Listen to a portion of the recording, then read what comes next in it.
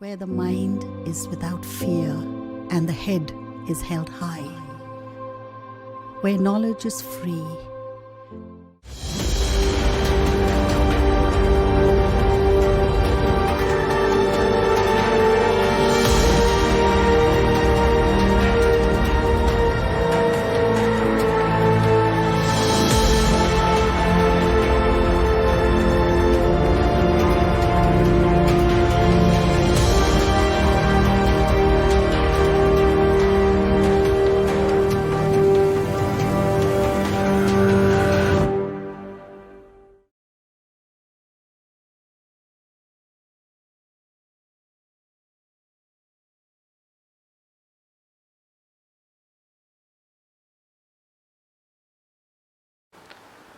Hello student, welcome to পাঠশালা। আমি কৃষাণু রায়, দহিলা স্কুলের পদার্থবিদ্যা বিজ্ঞানের শিক্ষক। আজ তোমাদের এই ক্লাসের তাপের শেষের পর্যায়টুকু বোঝানোর চেষ্টা করব। আশা করি তোমরা আগের দিন পড়াটা বুঝতে পেরেছো, আজকেও তোমাদের অনেকটাই সাহায্য করতে পারবো। আগের দিন আমরা তাপ অধ্যায়ের যেখানে শেষ করেছিলাম সেটি ছিল লীন তাপ। লীন তাপ বলতে আমরা বলেছিলাম যে উষ্ণতা স্থির রেখে কোনো বস্তুর যদি মাত্র অবস্থার পরিবর্তন ঘটানো যায়, তাহলে সেই অবস্থার পরিবর্তনের জন্য বস্তুটির মধ্যে একটা আলাদা ধরনের তাপের দরকার পড়ে, যেটা আমরা সহজে খালি চোখে বা সাধারণ পদ্ধতিতে পরিমাপ করতে পারি না। তাকেই বলেছিলাম লীন তাপ। তা লীন তাপের সংজ্ঞাটা একটু দেখে নিই, লীন তাপ কাকে বলে।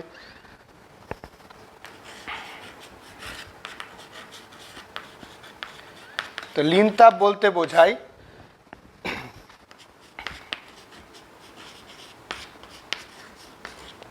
নির্দিষ্ট উষ্ণতায়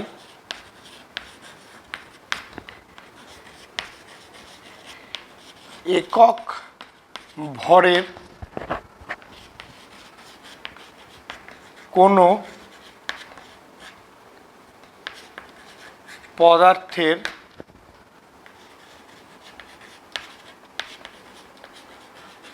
শুধুমাত্র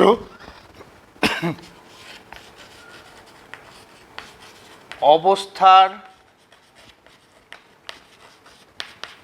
পরিবর্তন করতে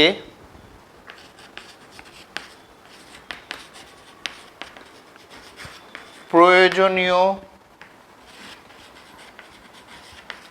তাপকে লীন তাপ বলে। এখানে দেওয়া আছে যে নির্দিষ্ট উষ্ণতায়, মানে উষ্ণতার পরিবর্তন ঘটবে না। একক ভরের কোনো পদার্থের, মানে কোনো পদার্থের লীন তাপ পরিমাপ করব তার একক ভর হিসাবে। অর্থাৎ পদার্থটার যদি 5 গ্রাম ওয়েট থাকে, তার লীন তাপ হবে 5 গ্রামের জন্য 5 গুণ। যদি 10 গ্রাম থাকে তাহলে 10 গ্রামের জন্য হবে 10 গুণ। 1 গ্রামের হিসাবে আমরা লীন তাপ পরিমাপ করে থাকি। একক ভরের কোনো পদার্থের শুধুমাত্র অবস্থার পরিবর্তন করতে, শুধুমাত্র অবস্থার পরিবর্তন করব। অর্থাৎ 3 ধরনের অবস্থা আমরা আগের দিনই বলেছি, কঠিন, তরল এবং গ্যাসীয়। কঠিন থেকে তরল বা তরল থেকে গ্যাসীয় এই অবস্থার পরিবর্তন করব শুধুমাত্র এই জন্য যে তাপ প্রয়োজনীয় তাকে লীন তাপ বলা হয়। তাহলে লীন তাপ মানে বুঝি একক ভরের কোনো বস্তুর শুধুমাত্র অবস্থার পরিবর্তনের জন্য প্রয়োজনীয় তাপ। একে যদি আমরা সমীকরণ দিয়ে প্রকাশ করতে চাই, তাহলে আমরা এখানে খুব সহজে সমীকরণ দিয়ে প্রকাশ করতে পারি। কারণ লীন তাপ হচ্ছে এক ধরনের তাপ। তাপ আমরা তাকে কিউ চিহ্ন দ্বারা প্রকাশ করেছিলাম, তাহলে লীন তাপকেও কিউ চিহ্ন দ্বারা প্রকাশ করব। কিউ সমান সমান আমরা এখানে বলেছি একক ভরের কোনো পদার্থের, তাহলে ভর কথাটা অবশ্যই উল্লেখ থাকবে এবং তার সাথে অবশ্যই লীন তাপ থাকবে। তাহলে কিউ সমান সমান যেটা আমাদের আসে সেটা হচ্ছে এম ইন্টু এল, যেখানে কিউ হচ্ছে প্রয়োজনীয় তাপ, এম হচ্ছে ভর, আর এল হচ্ছে যেটা আমরা পরিমাপ করতে চাই সেটা হচ্ছে লীন তাপ একক ভরের জন্য। যদি একক ভর শুধুমাত্র দেওয়া থাকে সেই তাপকেই আমরা লীন তাপ বলে দিব। কিন্তু যদি তার কোনো বস্তুর ভর এককের থেকে বেশি বা কম থাকে তাহলে তত গুণ করে আমরা তার লীন তাপ বার করতে, প্রয়োজনীয় তাপটা বার করতে পারবো। তাহলে কিউ সমান সমান এম এল, বা এখান থেকে আমরা এটাকে আরেকটা রূপেও প্রকাশ করতে পারি, যেটা হচ্ছে এল সমান সমান কিউ বাই এম, যেটা আমাদের সংজ্ঞায় দেওয়া আছে। প্রতি একক ভরের জন্য প্রয়োজনীয় তাপ, প্রতি একক ভরের জন্য প্রয়োজনীয় তাপকে আমরা বলি লিন তাপ। এবার আমরা সিজিএস এবং এসআই পদ্ধতিতে তাপের একক জানি। সিজিএস এবং এসআই পদ্ধতিতে তাপের একক যথাক্রমে ক্যালোরি এবং জুল, এবং ওজনের এককও আমরা সিজিএস এবং এসআই পদ্ধতিতে জানি, যথাক্রমে গ্রাম এবং কিলোগ্রাম। তাহলে লিন তাপের একক সিজিএস পদ্ধতিতে লিন তাপের একক যেটা দাঁড়ায় সেটা হচ্ছে ক্যালোরি প্রতি গ্রাম, অর্থাৎ 1 গ্রামের জন্য যত ক্যালোরি সেটা হচ্ছে সিজিএস পদ্ধতিতে লিন তাপের পরিমাপ। এবং এসআই পদ্ধতিতে লিন তাপের একক যেটা দাঁড়াচ্ছে সেটা হচ্ছে ক্যালোরির বদলে সেখানে বসবে জুল, এবং গ্রামের জায়গায় সেখানে বসবে kilogram, joule per kilogram. 1 kilogram ভরের জন্য যতটা তাপ প্রয়োজন তত জুল হচ্ছে এসআই পদ্ধতিতে লিন তাপের মান। এবার আমরা সাধারণ একটা উদাহরণ দিয়ে যদি দেখতে পাই, বাস্তব জীবনে দেখি যে এমন একটা বস্তু যার 3 ধরনের অবস্থা দেখা যায়। সবথেকে সাধারণ উদাহরণ বলতে বোঝে আমরা জল। এই জল এমন একটা পদার্থ যেটা আমরা বাস্তবে খুব সহজে ব্যবহার করতে পারি, খুব সহজে পেতে পারি, এবং এর 3 ধরনের অবস্থায় দেখা যায়। জল জল সাধারণ অবস্থায় তরল, এর বাকি দুটো অবস্থা কঠিন এবং গ্যাসীয়। জল থেকে আমরা যদি তরল থেকে কঠিনে যেতে চাই তাহলে জলের কঠিন রূপ হচ্ছে বরফ, এবং জল থেকে যদি আমরা এর গ্যাসীয় রূপে যেতে চাই তাহলে এর গ্যাসীয় রূপ হচ্ছে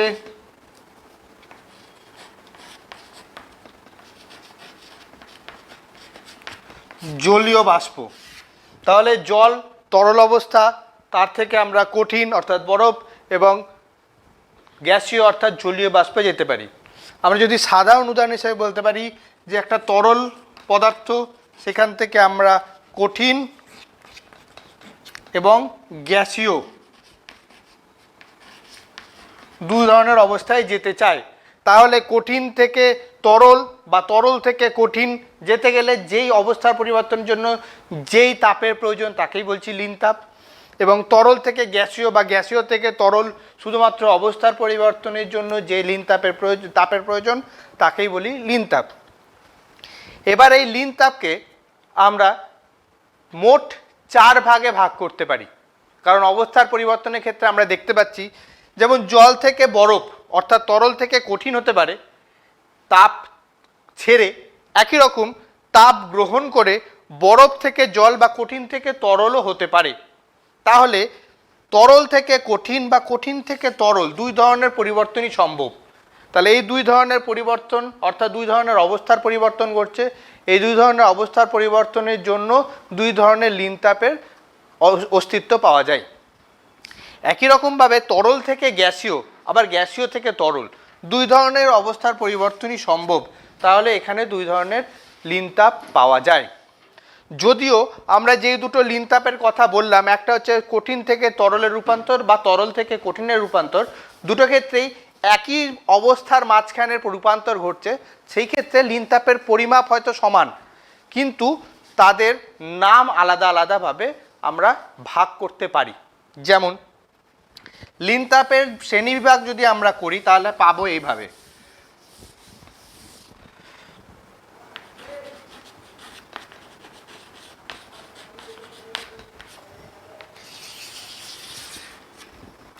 লিন তাপকে আমরা 4 ভাগে ভাগ করতে পারি। প্রথম যেটাকে বলা হয়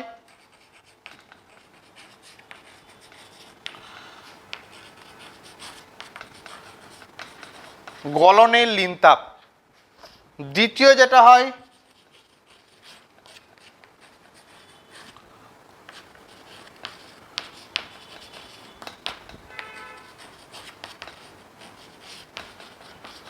কঠিনীভবনের লিন তাপ, তৃতীয় যেটা হচ্ছে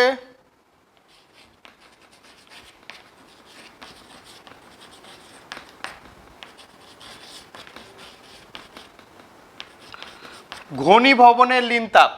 আর চতুর্থ যেটা হচ্ছে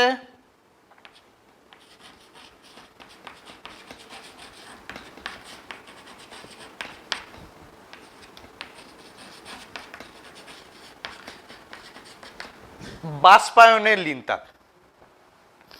তাহলে 4 ধরনের লিনতাপের মধ্যে আমরা পেলাম, প্রথমটা হচ্ছে গলনের লিনতাপ, দ্বিতীয়টা হচ্ছে কঠিনীভবনের লিনতাপ, তারপরটা হচ্ছে ঘনীভবনের লিনতাপ এবং শেষেরটা হচ্ছে বাষ্পীভবনের লিনতাপ। এবার এই 4 ধরনের লিনতাপকে প্রথমে আমরা তাদের সংজ্ঞা দ্বারা পরিচয় নিব। প্রথমেই আমরা পাচ্ছি গলনের লিনতাপ। গলন, এই কথাটা শুনলে আমরা বুঝতে পারি যে কোনো বস্তুর গলে যাওয়া। গলে যাওয়া মানে আমরা জানি পদার্থের 3 ধরনের অবস্থা, কঠিন, তরল, গ্যাসীয়। তো গলন কথাটা একমাত্র যথাযথ বসানো যেতে পারে আপাত দৃষ্টিতে কঠিন থেকে তরল। তাহলে সেই ক্ষেত্রে যে লিনতাপটা প্রয়োজন তাকেই বলি গলনের লিনতাপ। সংজ্ঞাটা কিভাবে পাবো?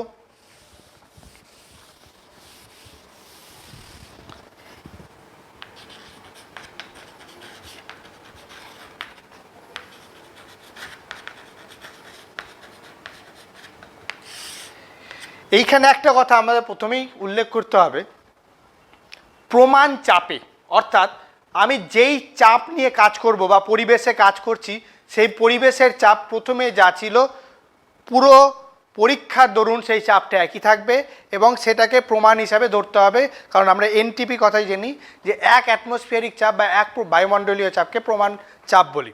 তাহলে সেই চাপে আমাদের এদের গণনা করতে হবে বা এদের মান আমাদের দেখতে হবে। তো আমরা গলনের লিনতাপে বলতে পারি প্রমাণ চাপে।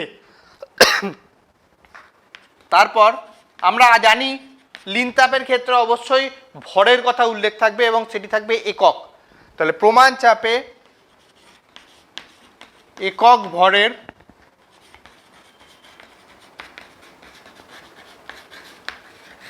কোনো পদার্থের, পদার্থটার কি ঘটছে এখানে দেওয়া আছে গলনের লিনতাপ, অর্থাৎ গলন ঘটছে, গলছে।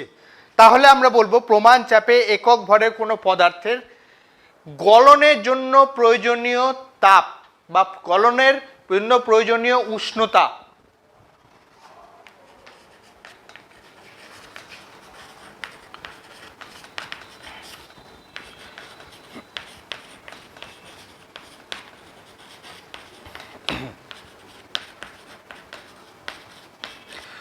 গলনের জন্য প্রয়োজনীয় উষ্ণতা, এটাকে কি করতে হবে? আমরা গলনের লিনতাপের ক্ষেত্রে পেয়েছিলাম উষ্ণতার পরিবর্তন হবে না, অর্থাৎ নির্দিষ্ট উষ্ণতায়। তাহলে একক ভরের কোনো পদার্থের গলনের জন্য প্রয়োজনীয় উষ্ণতা, এই উষ্ণতাকে কি করতে হবে? স্থির করতে হবে, অর্থাৎ পরিবর্তন না করে, পরিবর্তন করলাম না, উষ্ণতা স্থির করে দিলাম। এবার কি করতে হবে? গলনের জন্য প্রয়োজনীয় উষ্ণতা পরিবর্তন না করে কি করতে হবে? অবস্থার পরিবর্তন করতে হবে। কি থেকে কি গলন করছি, অর্থাৎ কঠিন থেকে তরলে যাচ্ছি। তাহলে উষ্ণতার পরিবর্তন না করে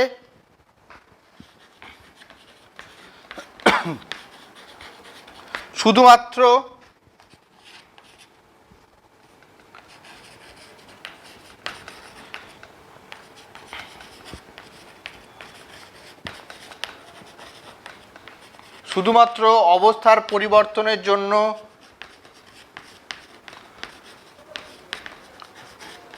প্রয়োজনীয় তাপকে গলনের লিনতাপ বলে। যেই তাপটা আমাদের দরকার উষ্ণতা স্থির রেখে শুধুমাত্র অবস্থার পরিবর্তনের জন্য, তাকেই বলছে গলনের লিনতাপ। অবশ্যই গলনের লিনতাপে এখানে আমরা বলেছি অবস্থার পরিবর্তনের জন্য, তো আমি এখানে ব্র্যাকেটে লিখে দিতে পারি কঠিন থেকে তরল। অবস্থার পরিবর্তনটা হবে কঠিন থেকে তরল, এটার জন্য প্রয়োজনীয় তাপকে বলছি গলনের লিনতাপ। এবার প্রত্যেকটা বস্তুর 3 ধরনের অবস্থা নাও থাকতে পারে। সাধারণভাবে আমরা ধরতে পারি ব্যতিক্রম ছাড়া সমস্ত বস্তুরই 3 ধরনের অবস্থা থাকবে, ব্যতিক্রম বাদ দিয়ে। যেমন একটা উদাহরণ এখানে বললাম জল, এছাড়া আরও অনেক উদাহরণ আছে, বাস্তব জীবনে অনেক কিছু দেখতে পাই।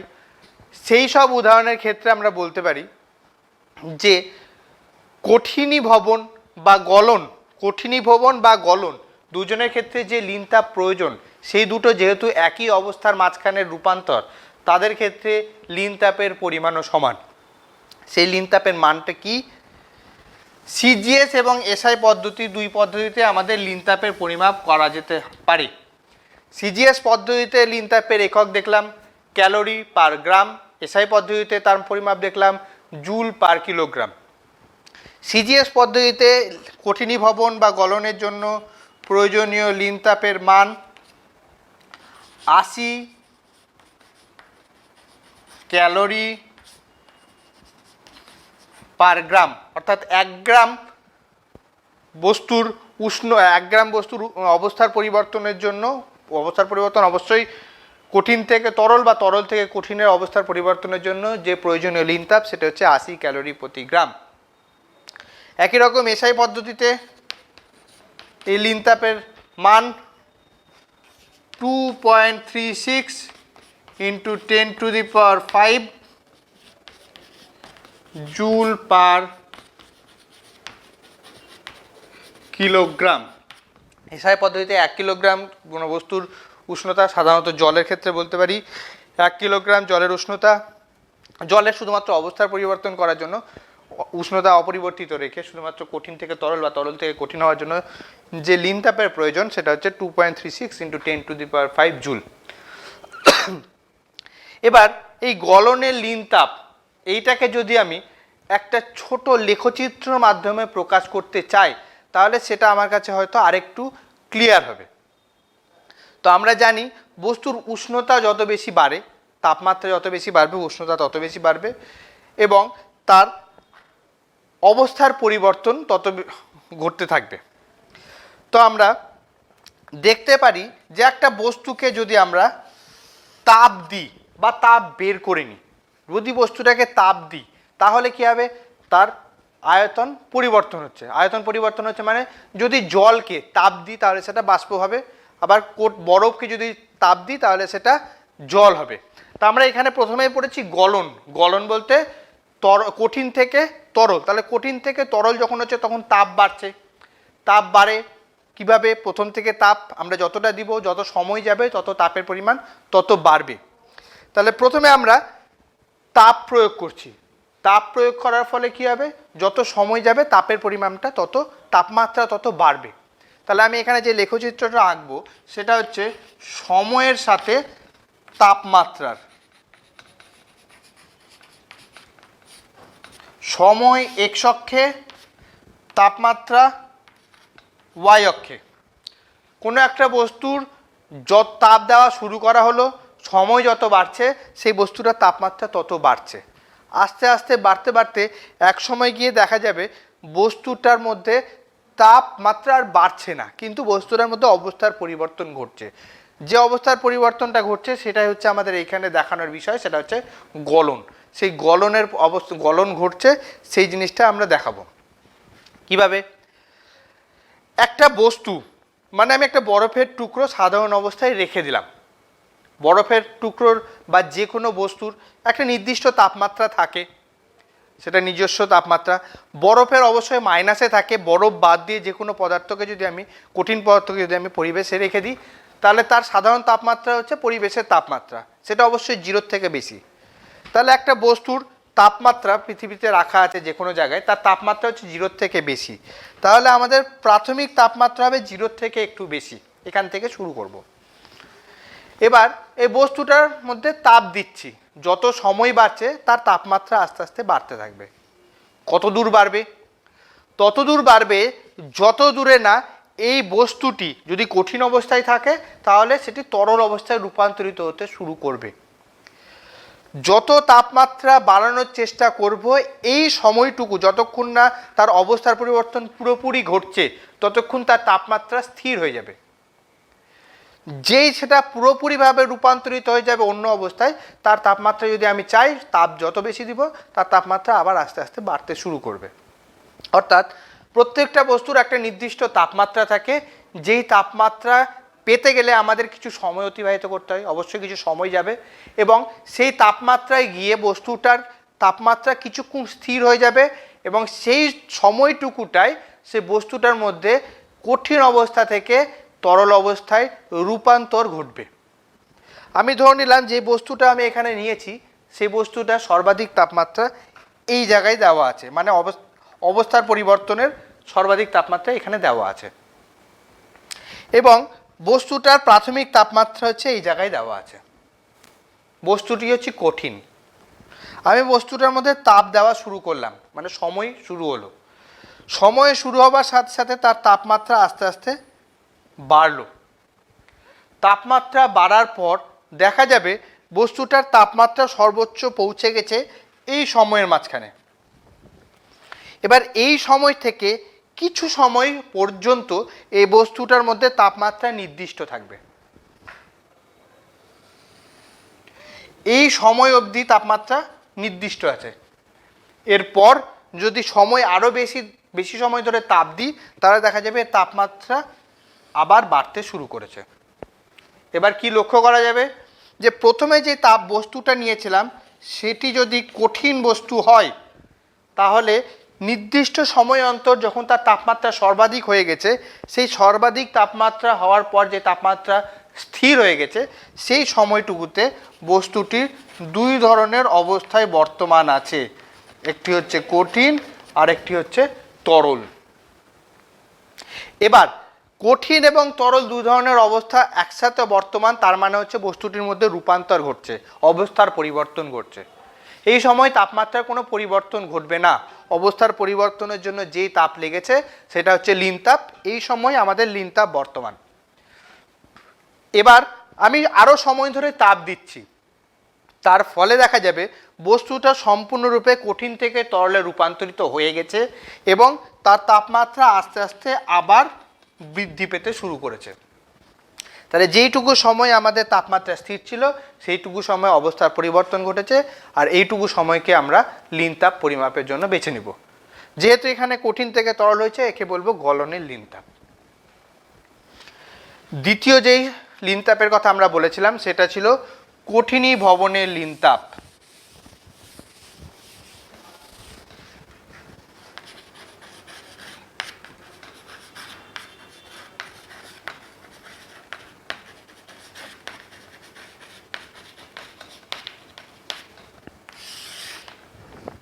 অবশ্যই এক্ষেত্রেও আমাদের প্রথম যেটা উল্লেখ করেছিলাম যে প্রমাণ চাপে, এখানেও সেটা উল্লেখ করতে হবে।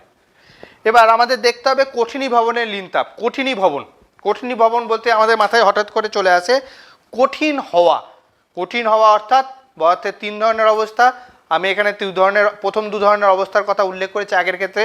এই ক্ষেত্রেও আগের দু ধরনের অবস্থার কথাই উল্লেখ হবে, কিন্তু এটা বিপরীত পদ্ধতি। অর্থাৎ আমি আগের ক্ষেত্রে ধরেছিলাম গলন অর্থাৎ কঠিন থেকে তরল, এক্ষেত্রে কঠিনীভবন অর্থাৎ তরল থেকে কঠিন হওয়া। এই ক্ষেত্রেও গলনের লীন তাপের ক্ষেত্রে যেটা মান, কঠিনীভবনের লীন তাপের ক্ষেত্রেও মান একই থাকবে, শুধুমাত্র তাদের সংজ্ঞাটা পরিবর্তন হয়ে যাবে। কি বলা আছে সংজ্ঞায়? যে প্রমাণ চাপে একক ভরের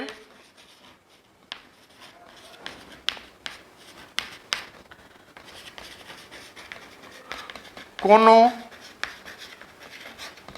পদার্থের, এখানে কি করতে হবে? কঠিনীভবন অর্থাৎ কঠিন হতে হবে, তরল থেকে কঠিন।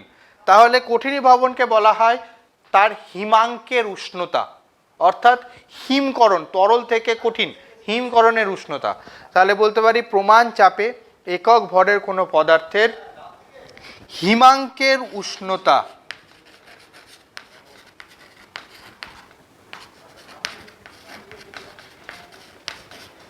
একক ভরের কোনো পদার্থের হিমাঙ্কের উষ্ণতা, এই উষ্ণতায় কি করব? ধ্রুবক করব, স্থির রাখবো। তাহলে হিমাঙ্কের উষ্ণতা পরিবর্তন না করে, হিমাঙ্কের উষ্ণতা স্থির করলাম অর্থাৎ হিমাঙ্কের উষ্ণতা পরিবর্তন না করে শুধুমাত্র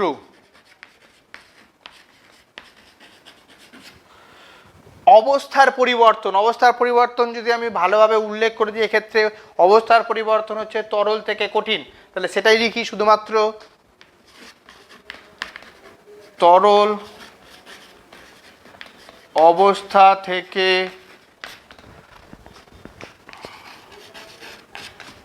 কঠিন অবস্থায়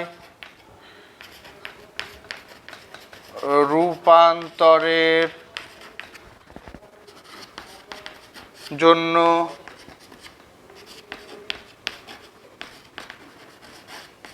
প্রয়োজনীয় তাপকে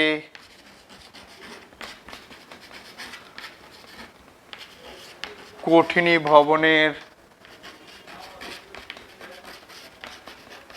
লিনতাপ বলে। কি বললাম? প্রমাণ চাপে একক ভরের কোনো পদার্থের চাপটা হবে প্রমাণ এবং পদার্থের ভরটা হবে একক। হিমাঙ্কের উষ্ণতা পরিবর্তন না করে, হিমাঙ্কের উষ্ণতা যদি সাধারণভাবে বলি, জল 0 ডিগ্রি সেন্টিগ্রেড উষ্ণতায় জমে বরফে পরিণত হয়, তাহলে 0 ডিগ্রি সেন্টিগ্রেড হচ্ছে জলের হিমাঙ্ক। যে উষ্ণতায় কঠিন তরল থেকে কঠিনে রূপান্তরিত হচ্ছে সেটা হচ্ছে হিমাঙ্ক, অর্থাৎ জলের ক্ষেত্রে জল থেকে বরফ হচ্ছে সেটা হচ্ছে তার হিমাঙ্ক। সেই হিমাঙ্কের উষ্ণতা পরিবর্তন না করে সেটাকে ধ্রুবক করে দিয়ে শুধুমাত্র তরল অবস্থা থেকে কঠিন অবস্থায় রূপান্তরের জন্য প্রয়োজনীয় তাপকে কঠিনীভবনের লিনতাপ বলে। এখানে বলতে হবে এই ক্ষেত্রেও কঠিনীভবনের লিনতাপের পরিমাপ সিজিএস পদ্ধতিতে 80 ক্যালোরি পার গ্রাম এবং এসআই পদ্ধতিতে 2.36 × 10⁵ জুল পার কিলোগ্রাম। এবার এটাকেও যদি আমরা গ্রাফিক্যাল রিপ্রেজেন্টেশন বা আমরা যদি লেখচিত্রের সাহায্যে প্রকাশ করি, অনেকটা একই রকম পাবো। দেখে নিই একটু।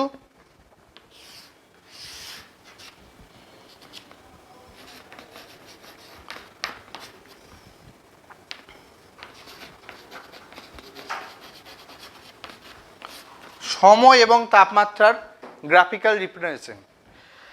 আমি আগের ক্ষেত্রে দেখেছিলাম কঠিন থেকে তরল হতে গেলে তাপমাত্রা বাড়াতে হচ্ছে, এই ক্ষেত্রে উল্টোটা দেখব। কি?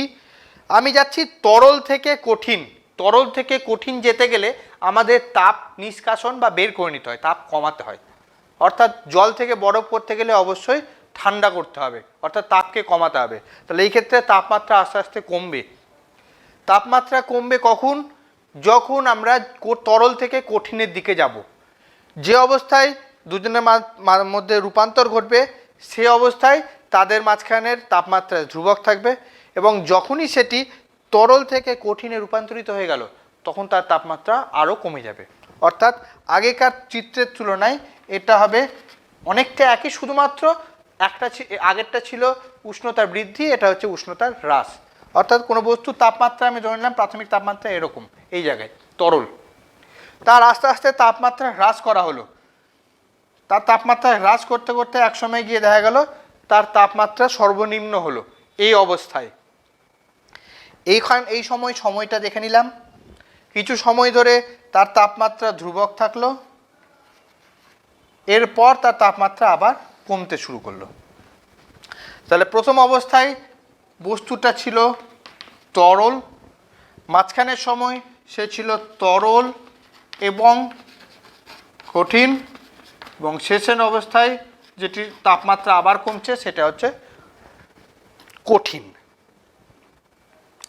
আচ্ছা, তাহলে দুই ধরনের লিনতাপের এখানে আমরা উল্লেখ করে দিলাম।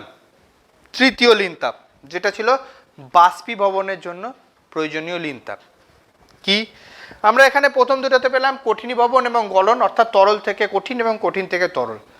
বাষ্পীভবন আমরা প্রথমেই দেখেছি জলের 3 রকম অবস্থা, বরফ, জল, জলীয় বাষ্প। লাস্টেরটা অবশ্যই জলীয় বাষ্প ছিল। তাহলে জলীয় বাষ্প কথার মধ্যেও একটা বাষ্প আছে, তাহলে এখানেও আমরা পাচ্ছি বাষ্পীভবনের লিনতাপ।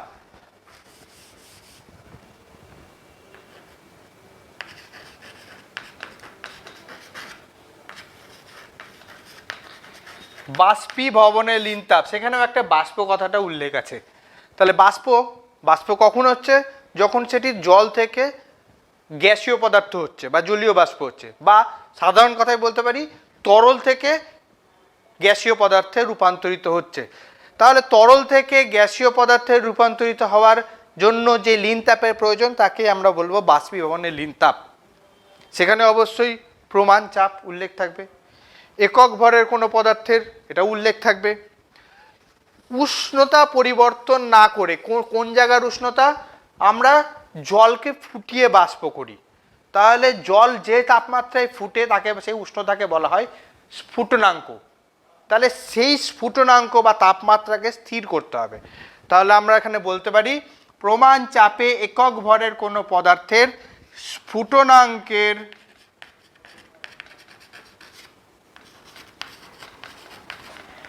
উষ্ণতা, স্ফুটনাঙ্ক অর্থাৎ যে তাপমাত্রায় জল ফুটতে শুরু করেছে সেই স্ফুটনাঙ্কের উষ্ণতা পরিবর্তন না করে শুধুমাত্র অবস্থার পরিবর্তন করছি। কোথা থেকে কোথায়? বাষ্পীভবন অর্থাৎ তরল অবস্থা থেকে বাষ্পীয় অবস্থা বা গ্যাসীয় অবস্থা। তো এখানে আছে শুধুমাত্র তরল অবস্থা থেকে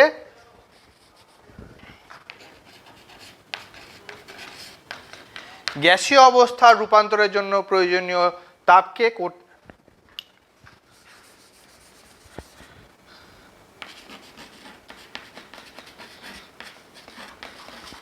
বাষ্পীভবনের লীন তাপ বলে। শুধু আমি চেঞ্জ করলাম কি, বাকি কথা একই, প্রমাণ চাপে একক ভরের কোনো পদার্থের উষ্ণতাটা চেঞ্জ করলাম। উষ্ণতাটা ছিল আগের ক্ষেত্রে হিমাঙ্কের, এক্ষেত্রে হলো স্ফুটনাঙ্কের, যেহেতু স্ফুটন ঘটছে। স্ফুটনাঙ্কের উষ্ণতা পরিবর্তন না করে শুধুমাত্র অবস্থার পরিবর্তন, কী অবস্থা? তরল থেকে ছিল কঠিন, এখন হচ্ছে তরল থেকে গ্যাসীয়। তরল থেকে গ্যাসীয় অবস্থায় রূপান্তরের জন্য প্রয়োজনীয় তাপকে বাষ্পীভবনের লীন তাপ বলে। এবার বাষ্পীভবনের লীন তাপ কাকে বলে পেয়ে গেছি, এর মান। কঠিনীভবনের লীন তাপ ছিল 80 ক্যালোরি পার গ্রাম বা 2.36 × 10⁵ জুল পার কিলোগ্রাম। কিন্তু বাষ্পীভবনের ক্ষেত্রে লীন তাপ আগের থেকে প্রয়োজনীয় তাপের থেকে বেশি। কত? বাষ্পীভবনের জন্য যেই লীন তাপের প্রয়োজন সেটা হচ্ছে সিজিএস পদ্ধতিতে 537 ক্যালোরি পার গ্রাম। 1 গ্রামের জন্য লীন তাপের প্রয়োজন 537 ক্যালোরি, আগের থেকে অনেকটাই বেশি। আগে ছিল 80, এখন হচ্ছে 537। এবং এসআই পদ্ধতিতে সেটা মান হচ্ছে 22.68 × 10⁵ জুল পার কিলোগ্রাম। অর্থাৎ আগে ছিল 2.36, এখন হচ্ছে 22.68। মানটা অনেকটাই বেড়ে গেছে। অর্থাৎ কঠিন থেকে তরল বা তরল থেকে কঠিন এই অবস্থার পরিবর্তনের জন্য যেই লীন তাপটা প্রয়োজন সেটা তুলনামূলক অনেক কম। অর্থাৎ এর রূপান্তরটা খুব তাড়াতাড়ি আমরা বা বাস্তবে খুব সহজেই করতে পারি। কিন্তু বাষ্পীভবনের যে লীন তাপ আমরা পেলাম সেটা হচ্ছে আগের তুলনায় অনেকটাই বেশি। ওখানে ছিল 80, এখানে হচ্ছে 537, প্রায় 7 গুণ। তো 7 গুণ লীন তাপ বেশি, 7 গুণ লীন তাপ দরকার। তাহলে এই ক্ষেত্রে আমরা বুঝতে পারছি লীন তাপটা খুব বেশি দরকার হচ্ছে। তাহলে এই ঘটনাটা ঘটানোর জন্য আমাদের অনেক সময় ধরে তাপ দিতে হবে, তারপরেই এই লীন তাপ গ্রহণ করে অবস্থার পরিবর্তন ঘটবে। একই রকমভাবে গ্রাফিক্যালভাবে আমরা যদি করতে চাই তাহলে আমরা দেখতে পাচ্ছি 2 ধরনের পাচ্ছি। এই 2 ধরনকে আমরা বাকি 2 ধরন দিয়ে প্রকাশ করতে পারবো। আমার এখানে হচ্ছে তরল থেকে গ্যাসীয়। তরল থেকে গ্যাসীয় কখন হবে? তাপ দিলে, তাহলে তাপমাত্রা বৃদ্ধি পাবে। তাপমাত্রা বৃদ্ধি পেতে পেতে একসময় কী হবে? তাপমাত্রা স্থির হয়ে যাবে। সেই সময় অবস্থার পরিবর্তন ঘটবে, তারপর সেটা পুরোপুরিভাবে গ্যাসীয়তে রূপান্তরিত হয়ে যাবে। এই লেখচিত্রটাই আমরা বাষ্পীভবনের ক্ষেত্রেও প্রকাশ করতে পারি। শুধুমাত্র কঠিনের জায়গায় তরল, কঠিন প্লাস তরলের জায়গায় তরল প্লাস গ্যাসীয়, আর এইখানে গ্যাসীয়। এই কথাটা শুধু চেঞ্জ করলেই কঠিনীভবনের লীন তাপ, গলনের লীন তাপ এবং বাষ্পীভবনের লীন তাপের যেই চিত্র আমরা দুটো পাবো একই পাবো লেখচিত্রের মধ্যে। এরপর যেটা আমাদের শেষ লীন তাপ সেটা হচ্ছে ঘনীভবনের লীন তাপ।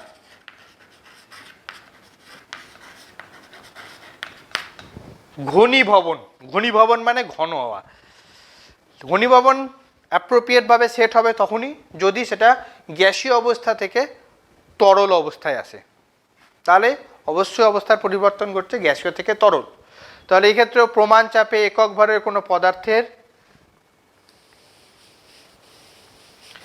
উষ্ণতা পরিবর্তন না করে, শুধুমাত্র উষ্ণতার কথা বললেই হবে, উষ্ণতা পরিবর্তন না করে শুধুমাত্র কোন অবস্থা থেকে কোন অবস্থা, ঘনীভবন ঘন করছি, অর্থাৎ গ্যাসীয় থেকে তরল।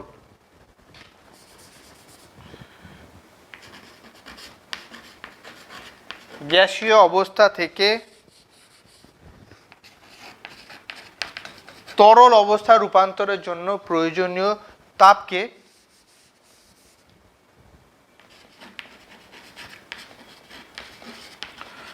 ঘনীভবনের লীন তাপ বলে। শুধুমাত্র পরিবর্তন করলাম, আগে ছিল তরল থেকে গ্যাসীয়, এখন হলো গ্যাসীয় থেকে তরল, বাকি নাম ছিল ওক্ষেত্রে বাষ্পীভবন, এক্ষেত্রে ঘনীভবন, মান সবই একই। আগের ক্ষেত্রে সিজিএস পদ্ধতিতে মান ছিল 537 ক্যালোরি পার গ্রাম এবং এসআই পদ্ধতিতে 22.68 × 10⁵ জুল পার কিলোগ্রাম। এই ক্ষেত্রেও সিজিএস এবং এসআই পদ্ধতিতে মানগুলো একই। এবার যদি একে লেখচিত্রে প্রকাশ করি তাহলে দেখতে পাচ্ছি আরেকটা লেখচিত্র আমাদের এখানে বাকি পড়ে আছে, যেটা ছিল আমাদের কঠিনীভবনের লীন তাপ, অর্থাৎ তাপ নিষ্কাশন করতে হচ্ছে অবস্থার পরিবর্তনের জন্য। তো এই ক্ষেত্রেও আমরা দেখতে পারি গ্যাসীয় থেকে তরল অবস্থার পরিবর্তন করছে, সেক্ষেত্রেও তাপ নিষ্কাশন করতে হয়, অর্থাৎ তাপমাত্রা কমে। এই ক্ষেত্রেও আমি আগের কঠিনীভবনের জন্য যেই লেখচিত্র প্রকাশ করেছিলাম সেইখানে শুধু নামগুলো পরিবর্তন করলেই ঘনীভবনের লীন তাপ প্রকাশ পেয়ে যাবে। যেমন আমরা এখানে গ্যাসীয় থেকে তরলে যাচ্ছি, তাহলে প্রথমে থাকবে গ্যাসীয়, তরলের জায়গায় প্রথমে লিখব গ্যাসীয়, তারপর হবে গ্যাসীয় তার সাথে তরল, এখানে লিখেছিলাম তরল প্লাস কঠিন, এখানে লিখবো আমরা এখন গ্যাসীয় প্লাস তরল। আর লাস্ট স্টেপে আমাদের আগের ক্ষেত্রে টোটালটা রূপান্তরিত হয়েছিল কঠিনে, এক্ষেত্রে টোটালটা রূপান্তরিত হবে তরলে, তাহলে আমি কঠিনের জায়গায় তরল লিখলেই কঠিনীভবনের লীন তাপের গ্রাফিক্যাল রিপ্রেজেন্টেশন যেটা আছে সেটাকে আমরা ঘনীভবনের গ্রাফিক্যাল রিপ্রেজেন্টেশনে প্রকাশ করতে পারবো। শুধুমাত্র নামগুলো পরিবর্তন করব, বাকি লেখচিত্রটা একই রকম হবে। এবার এখান থেকে আমরা যদি একটা সমাধান করি বা গাণিতিক সমস্যার সমাধান করি, তা আমরা আগের দিন দেখেছি কোনো বস্তুর গৃহীত বা বর্জিত তাপ যেই সূত্র দ্বারা প্রকাশ করে থাকি সেটা হচ্ছে Q = mST, যেখানে m হচ্ছে তার ভর, s হচ্ছে তার আপেক্ষিক তাপ এবং t হচ্ছে তার উষ্ণতার পরিবর্তন। আজকে যেটা আমরা জানতে পারলাম, কোনো বস্তুর লীন তাপ প্রকাশ করব m × L দিয়ে, অর্থাৎ তার ভর এবং তার লীন তাপ অবস্থার পরিবর্তন যেটা ঘটছে সেই অবস্থার পরিবর্তনের জন্য যে লীন তাপ আছে সেই লীন তাপের গুণফল। তা আমার কাছে একটা ছোট্ট গাণিতিক উদাহরণ আছে, শুধু সেটা করে নিই তারপর এগিয়ে যাব। বলা আছে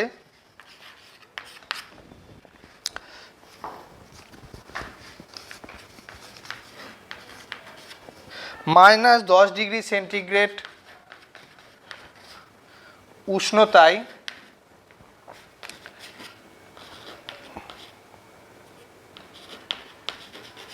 1 গ্রাম বরফকে 100°C উষ্ণতার স্টিমে পরিণত করতে কত তাপ দিতে হবে। বলা আছে -10°C উষ্ণতার 1 গ্রাম বরফ, বরফ তার ওজন 1 গ্রাম, তার উষ্ণতা ছিল -10°C, একে 100°C উষ্ণতার স্টিমে পরিণত করতে হবে, মানে জলীয় বাষ্পে নিয়ে যেতে হবে। স্টিমে পরিণত করতে কত তাপ দিতে হবে, একে তাপ দিতে হবে এবং সেটাকে নিয়ে যেতে হবে স্টিমে, জলীয় বাষ্পে। এবার আমাকে একটা জিনিস জানতে হবে, প্রথমে বস্তুটার অবস্থা ছিল বরফ, বরফ গলবে, অবস্থার পরিবর্তন ঘটবে, গলে সেটা সম্পূর্ণরূপে পরিণত হবে তরলে, জলে। সেই জলকে আরও তাপ দিতে হবে, সেই জল তার যখন স্ফুটনাঙ্কে পৌঁছাবে 100°C, তারপর সেটা স্টিমে পরিণত হবে, সেখানেও একটা অবস্থার পরিবর্তন ঘটবে। অর্থাৎ এক্ষেত্রে দু ধরনের অবস্থার, দু জায়গায় অবস্থার পরিবর্তন ঘটছে। তো সবার আগে যে অবস্থা সেটা হচ্ছে বরফ। তাহলে আমাদের যেটা আগে জানতে হবে, বরফ যেহেতু -10°C আছে, সেটা গলতে শুরু করবে 0°C আসার পর।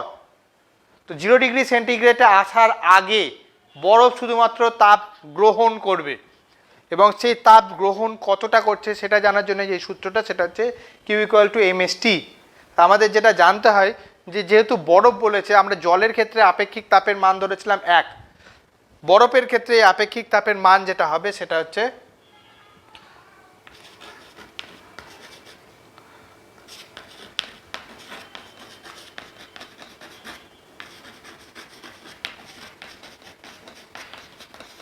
0.5 ক্যালোরি পার গ্রাম পার ডিগ্রি সেন্টিগ্রেড, অর্থাৎ সিজিএস পদ্ধতিতে বরফে আপেক্ষিক তাপ দেওয়া আছে। এবার আমাদের যেটা করতে হবে, প্রথমে অবস্থার পরিবর্তন কোথায় কোথায় হচ্ছে দেখতে হবে। তো প্রথমে আছে আমার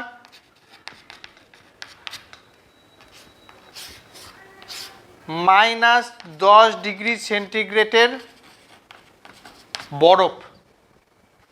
একে গলানোর জন্য বা গলনের জন্য প্রথমে আমাকে একে নিয়ে আসতে হবে 0 ডিগ্রি সেন্টিগ্রেডের বরফে। প্রথমে -10 ডিগ্রি সেন্টিগ্রেডের থেকে বরফ থেকে আনতে হবে 0 ডিগ্রি সেন্টিগ্রেড উষ্ণতার বরফে। এরপর এইখানে ঘটবে অবস্থার পরিবর্তন। অবস্থার পরিবর্তন হয়ে এটা হবে 0 ডিগ্রি সেন্টিগ্রেডের জল। 0 ডিগ্রি সেন্টিগ্রেডের উষ্ণতার জল সম্পূর্ণ রূপান্তরিত হয়ে যাওয়ার পর সেটা তাপ গ্রহণ করতে শুরু করবে এবং সেটা রূপান্তরিত হবে 100 ডিগ্রি সেন্টিগ্রেডের জলে। এবার একে পরিণত করতে হবে স্টিমে। তাহলে স্টিমে পরিণত করতে গেলে আবার অবস্থার পরিবর্তন করতে হবে। তাহলে এই ক্ষেত্রে আবার অবস্থার পরিবর্তন হবে এবং সেটা উৎপন্ন হবে 100 ডিগ্রি সেন্টিগ্রেড উষ্ণতার স্টিম। তাহলে দু জায়গায় অবস্থার পরিবর্তন ঘটছে আর দু জায়গায় শুধুমাত্র তাপ গ্রহণ অথবা বর্জন করা হচ্ছে। এক্ষেত্রে অবশ্যই গ্রহণ করা হচ্ছে। তাহলে প্রথম ক্ষেত্রে যে উষ্ণতার বা তাপের গ্রহণ করা হচ্ছে সেটা সূত্র পড়বে Q = mst। mst মানে ভর, আপেক্ষিক তাপ এবং উষ্ণতার পরিবর্তন। ভর, বরফের ভর দেওয়া আছে 1 গ্রাম,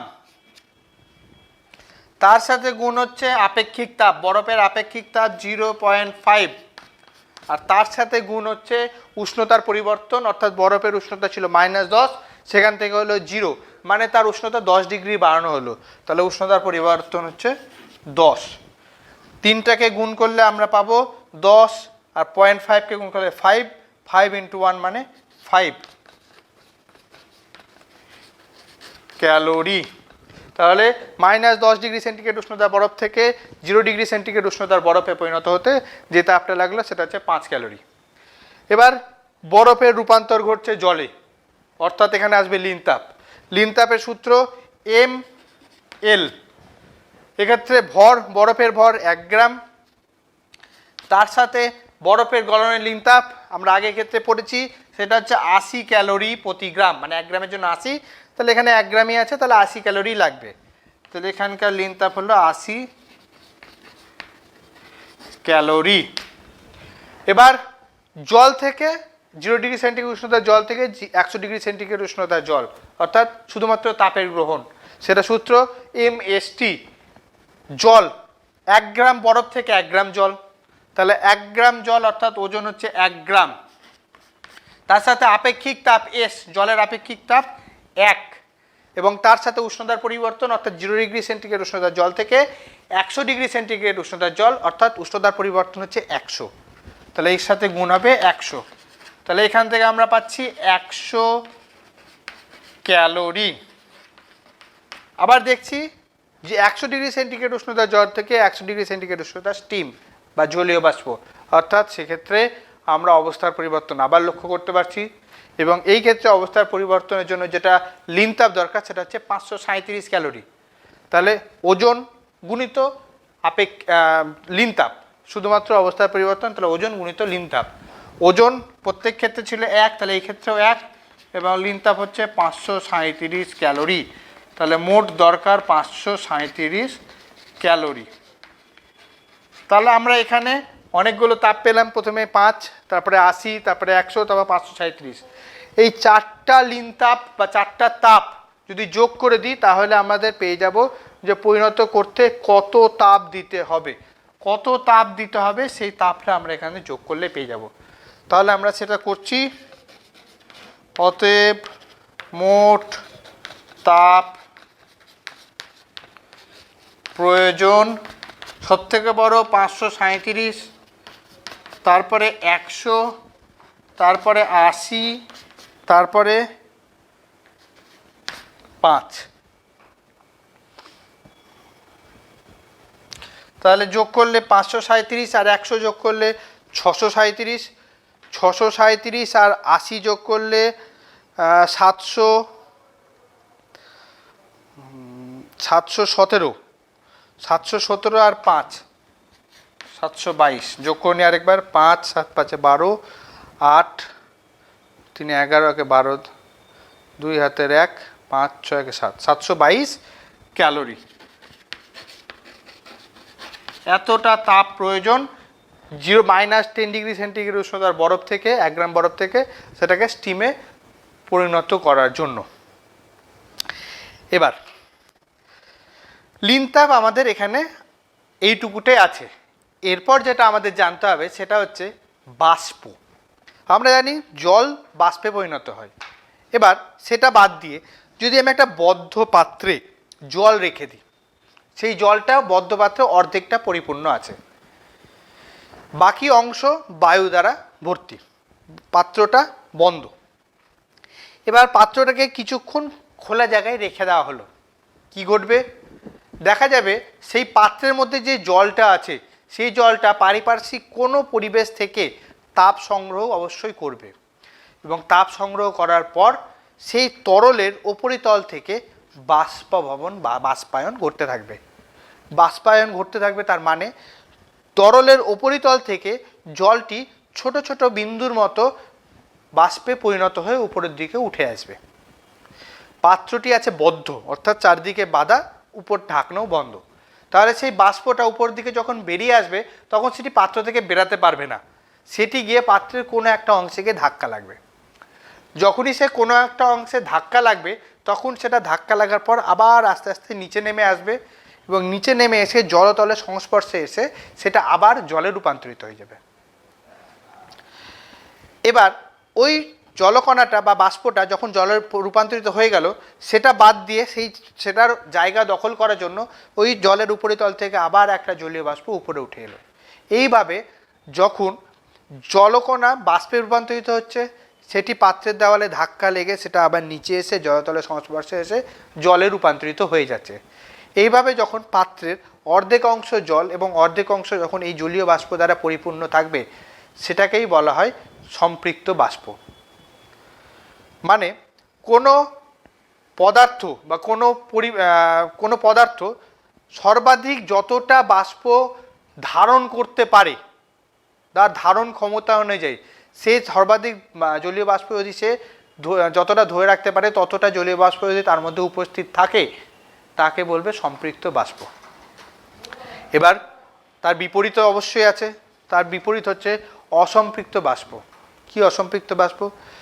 যে কোনো পদার্থ তার মধ্যে সর্বাধিক যে পরিমাণ বাষ্প থাকতে পারে বা জলীয় বাষ্প থাকতে পারে, যদি তার মধ্যে উপস্থিত জলীয় বাষ্পের পরিমাণ তুলনামূলক কম থাকে, মানে সর্বাধিকের থেকে কম থাকে, তাকে বলবে অসম্পৃক্ত বাষ্প। তাহলে আমরা একটা পাত্রে অর্ধেকটা জল আছে, অর্ধেকটা বাষ্প আছে, মানে যতটা জল থাকতে পারে ততটা জল আছে, বাকিটা বাষ্প আছে, সর্বাধিক পরিমাণে জলীয় বাষ্প আছে তার মধ্যে। সেটা যদি থাকে সর্বাধিক, তাহলে সেটাকে বলছি সম্পৃক্ত। আর যতক্ষণ না সেটা সর্বাধিক হচ্ছে ততক্ষণ সেটা হবে অসম্পৃক্ত, মানে সর্বাধিকের থেকে কিছুটা হলেও কম। এবার জলের মধ্যে জলীয় বাষ্প উপস্থিত আছে, সেই জলের মধ্যে জলীয় বাষ্পে উপস্থিত হওয়ার সাথে আরও কিছু ঘটনার রিলেশন আছে। যেমন প্রথম যে রিলেশনটা সেটা হচ্ছে শিশিরাঙ্ক। শিশিরাঙ্ক বলতে বোঝায় যে কোনো একটা পরিবেশে যতটা জলীয় বাষ্প থাকার কথা ততটা জলীয় বাষ্প নেই, অর্থাৎ সেটা অসম্পৃক্ত। এবার সেই পরিবেশ যত দিন যাবে, মানে সকাল থেকে যখন বিকাল হবে, সন্ধ্যা হবে, তখন দেখতে পাবো তার নিচের অংশ অর্থাৎ ভূপৃষ্ঠের সংলগ্ন অংশ আস্তে আস্তে তাপ বিকিরণ করছে। তাপ বিকিরণ করছে, তার ফলে কি হচ্ছে, ভূপৃষ্ঠের সংলগ্ন অংশ যখনই তাপ বিকিরণ করবে তখন সেই সংলগ্ন অংশ ধীরে ধীরে শীতল হতে শুরু করবে। কোনো পদার্থ বা কোনো বায়ু পরিবেশ যখন শীতল হচ্ছে তখন তার মধ্যে ধারণ ক্ষমতা হ্রাস পায়, অর্থাৎ তখন প্রথম অবস্থায় তখন যদি সেটা অসম্পৃক্ত থাকে, এখন সেটি আস্তে আস্তে ধীরে ধীরে তাপ ছাড়ার ফলে সেটি আস্তে আস্তে তার ধারণ ক্ষমতা হারাচ্ছে এবং তার মধ্যে অবস্থিত জলীয় বাষ্প দ্বারা সেটা সম্পৃক্ত হয়ে যাচ্ছে। যে উষ্ণতায় গিয়ে দেখা যায় যে পরিবেশের বায়ু তার মধ্যে উপস্থিত শিশিরা জলীয় বাষ্পর দ্বারাই সম্পৃক্ত হয়ে গেছে, সেটাকেই বলছে শিশিরাঙ্ক। অর্থাৎ যে উষ্ণতায় কোনো বায়ু তার মধ্যে উপস্থিত জলীয় বাষ্প দ্বারাই সম্পৃক্ত হয়ে যাচ্ছে, অসম্পৃক্ত থাকা সত্ত্বেও সেটা সম্পৃক্ত হয়ে যাচ্ছে, সেটাকে বলছে শিশিরাঙ্ক। এবার সম্পৃক্ত আর অসম্পৃক্তর মধ্যে পার্থক্য হচ্ছে, আমরা জানি গ্যাসের চ্যাপ্টারে আমরা পড়েছি চার্লস এবং বয়েল, বিজ্ঞানী চার্লস এবং বয়েল দুটো সূত্র দিয়েছিল চাপ, আয়তন এবং উষ্ণতা সম্পর্কে। তো আমরা যে একটা জিনিস এখানে জানতে পারি যে সম্পৃক্ত বা অসম্পৃক্ত বাষ্পের মধ্যে অসম্পৃক্ত বাষ্প কিন্তু চার্লস এবং বয়েলের সূত্র মেনে চলে, কিন্তু সম্পৃক্ত বাষ্প চার্লস বা বয়েলের সূত্র মেনে চলে না। অর্থাৎ কোনো একটা পরিবেশে উপস্থিত জলীয় বাষ্প যখন অসম্পৃক্ত অবস্থায় থাকে সেটি চার্লস এবং বয়েলের সূত্র মেনে চলবে, কিন্তু যখনই সেটা শিশিরাঙ্কে পৌঁছে যাবে মানে সম্পৃক্ত হয়ে যাবে তখন সেটি চার্লস এবং বয়েলের সূত্র মেনে চলবে না। নেক্সট যেটা আমাদের জানতে হবে সেটা হচ্ছে আর্দ্রতা।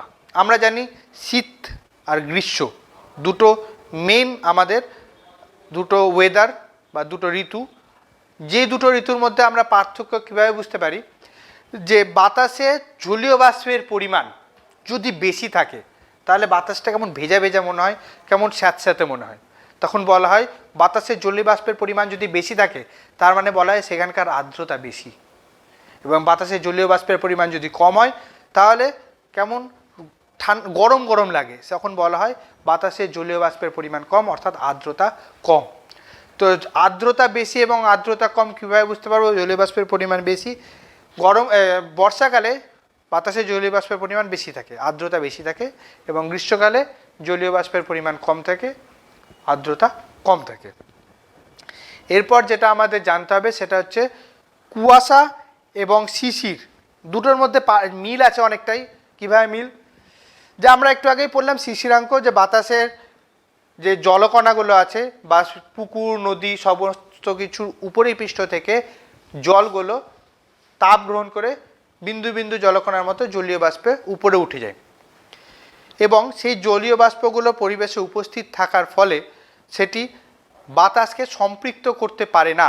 বাতাসে যতটা জলীয় বাষ্প ধারণ করতে পারবে তার থেকে জলীয় বাষ্পের পরিমাণ কম থাকে।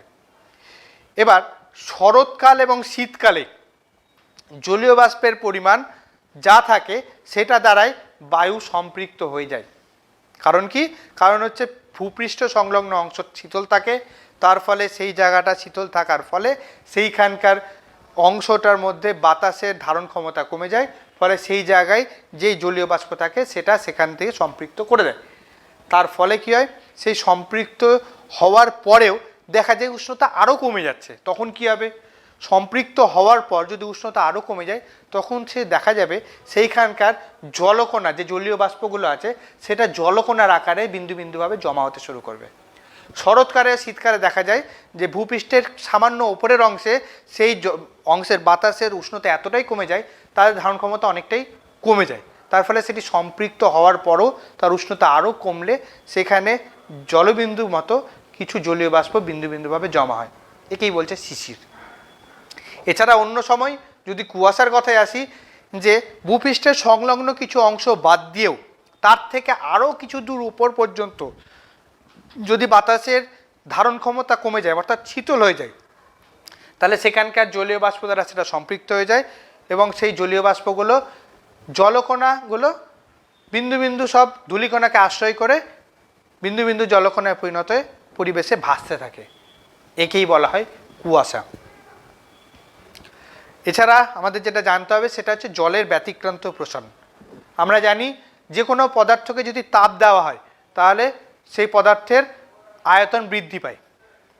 জলের ক্ষেত্রেও সেটা একই ঘটনা ঘটা উচিত, কিন্তু একটু আলাদা জিনিস দেখা যায়। কি? জলের ক্ষেত্রে জলের তাপমাত্রা বাড়ানো হচ্ছে, জলের তাপমাত্রা 0 ডিগ্রি থেকে 4 ডিগ্রি অবধি যখন বাড়ানো হবে তখন দেখব জলের তাপমাত্রা বাড়লেও তার আয়তন ধীরে ধীরে কমতে থাকে, সংকুচিত হতে থাকে। ঘটনাটা 4 ডিগ্রি সেন্টিগ্রেড অবধি দেখা যায়, কারণ তার থেকেও যদি উষ্ণতা বৃদ্ধি করি তাহলে সেই ক্ষেত্রে আবার জলের আয়তন বৃদ্ধি পেতে শুরু করে। শুধুমাত্র ঘটনাটা ঘটবে 0 ডিগ্রি থেকে 4 ডিগ্রির মাঝখানে, সেখানে জলের আয়তন সংকুচিত হয়, তার ফলে জলের ঘনত্ব বৃদ্ধি পায়। 0 ডিগ্রি থেকে 4 ডিগ্রি 0 ডিগ্রি থেকে মাইনাসের দিকে গেলেও জলের আয়তন সংকুচিত হবে।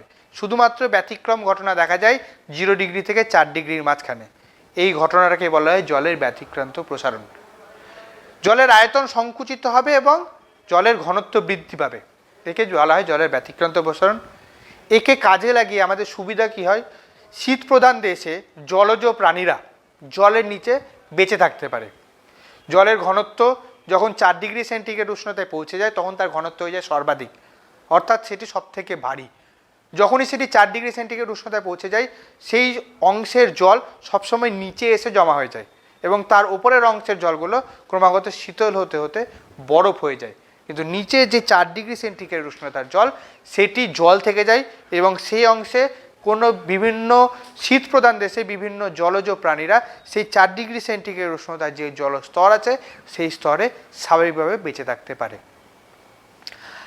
আমাদের ক্লাস 9-এর ভৌত বিজ্ঞানের সিলেবাস আপাতত এখানেই সমাপ্ত। আশা করি তোমরা বুঝতে পেরেছ। মালদা জেলা প্রশাসন এবং মালদা জেলা শিক্ষা দপ্তরের পক্ষ থেকে তোমাদের উজ্জ্বল ভবিষ্যৎ কামনা করি।